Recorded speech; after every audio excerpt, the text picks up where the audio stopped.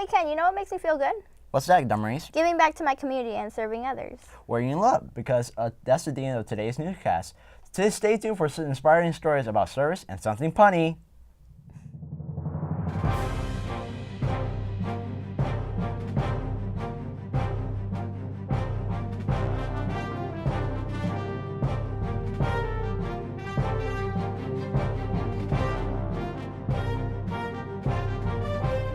Thank you for joining us today's edition of O News. I'm the Maestro Mero. And I'm Ken Wien.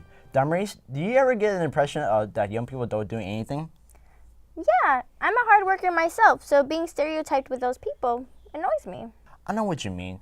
At my school, Oakland High, we learned to give back to our community, especially on a day we all honor Dr. Martin Luther King Jr. A desire to be out front, a desire to lead the parade, a desire to be first. Today, its purpose is to bring together the community, and no matter what your ethnicity is, just to bring everybody together and celebrate what Martin Luther King has done. It's important to give back to my community because my community is the one that's given so much to me, and to give back is the best thing. I think the purpose of a day service is where all of us who have common interests of social justice and giving back to the community can come together and serve together. I definitely think it honors Martin Luther King Jr. because he was a great activist of equality amongst everyone, not only just black people. I think he brings a message of peace and the fact that we're all one big family, right? We're under one big roof, and so I think it very much is applicable. I think it's really important to give back to the community because ultimately the community provided for you, right? They helped you, and you should give back because you want to give resources or help to those who don't have it. Well, obviously I work with Build On, so that's my profession. But I think within that, what I do for others is provide, give people information and let them come up with solutions to some of the problems that we face in our communities. So providing encouragement, providing a sense of humor, providing a safe space for people to learn and grow as individuals. We all want to be important, to surpass others, to achieve distinction. It is something that runs the whole gamut of life. I'm gonna let it shine, let it shine, let it shine, let it shine. It's good to see our fellow peers working on making our community better, right? Yeah. Not only are we making changes in our community, we're also seeing it in our classrooms. You'll see what we mean right now with my story, Sparks to Me. You want to see something cool? What's this? Let's say our vowels together. Here we go. A. I was doing research online about how to make reading workshop more accessible for students. I listened to it last time on the iPod. I mean, I can read books to them, but not as much as I would like to. I learned about QR codes, which are the codes, kind of like barcodes that you can scan with an app, and then it will take you to a link that you create. So I thought the iPods would be great for kids who are not yet reading. They are all improving at their own speed, and a lot of our students do not have super involved parents who read to them each night. So this is a way for them to hear fluent reading. They can operate the iPods all by themselves, and that's great for building their independence.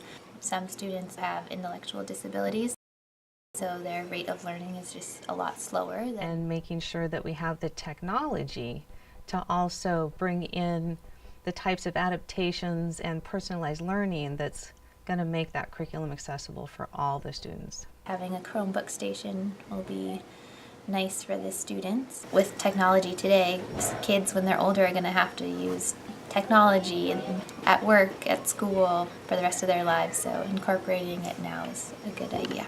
We did provide for our special day classes 200 Chromebooks that are dedicated to those rooms. Those students are going to be able to access different types of personalized learning on a daily basis. Monsters eat rocks.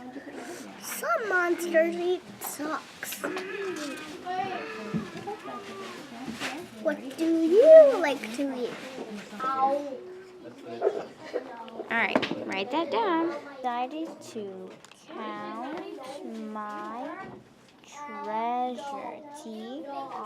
I am excited to count my treats or treasure. Awesome. Kindergartners through 12th graders who have learning disabilities are able to access the general education as much as possible. We have a plan in place to slowly switch from a separate curriculum to the Common Core. In addition to getting actual content over the internet, we're able to provide speech-to-text programs, audio books so that they can hear grade-level literature.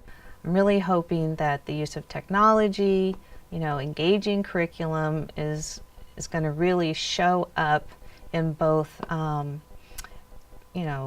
qualitative and quantitative data.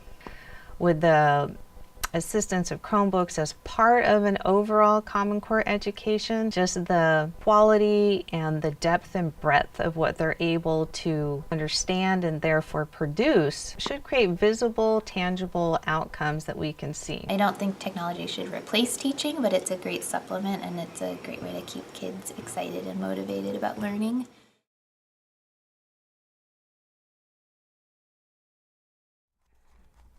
What are you doing? We're live right now. See, I got this book from the library. It's really good. Outsiders. My bad. Did you know that our own Ruby Rosenberg spends a lot of time at a library, but is rarely ever reading in there? I knew that girl looked familiar. Yeah. See, what we mean here on air.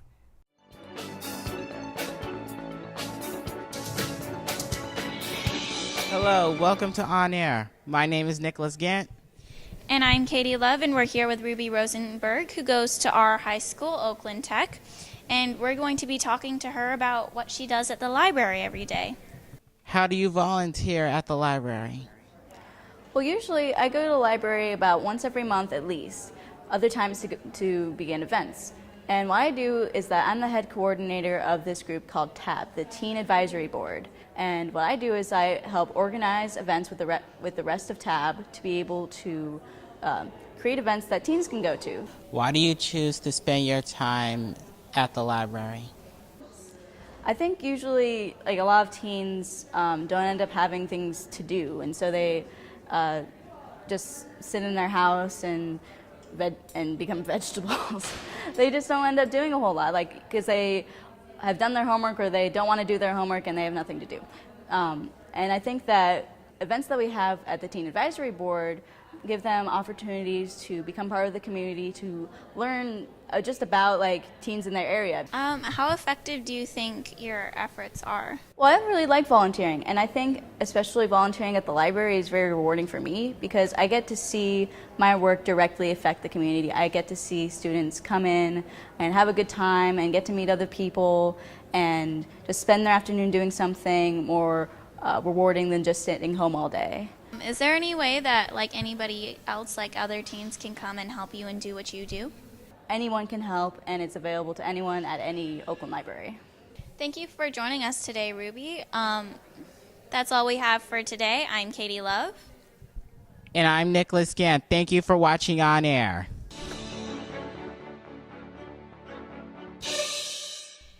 Hey, Damaris, have you ever rolled on 4 wheels? Yeah, I've had one of those, rechargeable Jeeps. Is that what you mean? No. I'm talking about skateboarding.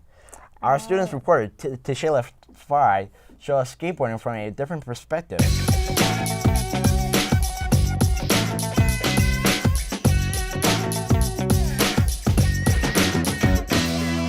A stereotypical skater is somebody that is either consistently high or trying to do something reckless with their body. See a skater, I think like high jeans, Vans, chain. Long, dirty kind of hair, greasy hair, and Vans, and hoodies, and smokes weed. And hi, my name is Stacy Grijalva, and I attend Oakland Technical High School. And let's see what else. And I skate. Most likely it's a guy maybe longish hair and wearing flannels and jeans with Vans, Vans. Honestly, it's gonna sound a bit weird, maybe off or something, but I mean, I don't consider myself like skater. I mean, I do skate. I do want to learn tricks. I still am practicing on tricks, but I mean, I'm just a person who skates. I mean, probably doesn't make sense, but yeah. You judge because you're a girl skater? Actually, I do sometimes. Especially like on social media. Like there's been, cause I post some videos and pictures, you know, to improve and like just get people like, you know, just to see what I'm doing right, what I'm doing wrong, what can I work on so I can be better at skating, you know, because I want to be good. I'm not trying to get sponsored, like, oh, I want to get sponsored by Fire or Anti-Hero. No, I do it for fun, and you know, sometimes people do criticize me, like, oh, you're a girl, you can't barely ollie, you can't even do a pop shot, you can't this, that. I mean, it takes time. Like, there's most people who are slow and fast learners. I'm actually like a slow learner. My baby, this is Anti-Hero. I got an Anti-Hero, size 8, Venture trucks, Spitfire wheels. I actually don't know which bearings I got in the grip tips. It's just, I love my baby. I love it. You know? I don't care if we don't make it through some of the time. You know, like ollie and the hop shove and the kick flip and blah blah. That was really cool. I might try skateboarding. You know, we can't leave here without a good laugh. Here's Pun and Only. Let's hear those pun, guys. Yeah. This is the Pun and Only with Danielle and Ruby. Hey Danielle, if a seagull flies over the sea, what flies over the bay? I don't know, what? A bagel. Oh, I love their jokes. Well, that's it for us today. Thanks for watching O News. I'm Ken Wien. I'm the Mais Romero. See you next time on O News. So potatoes. Yeah. Potatoes are awesome, dude. Yeah.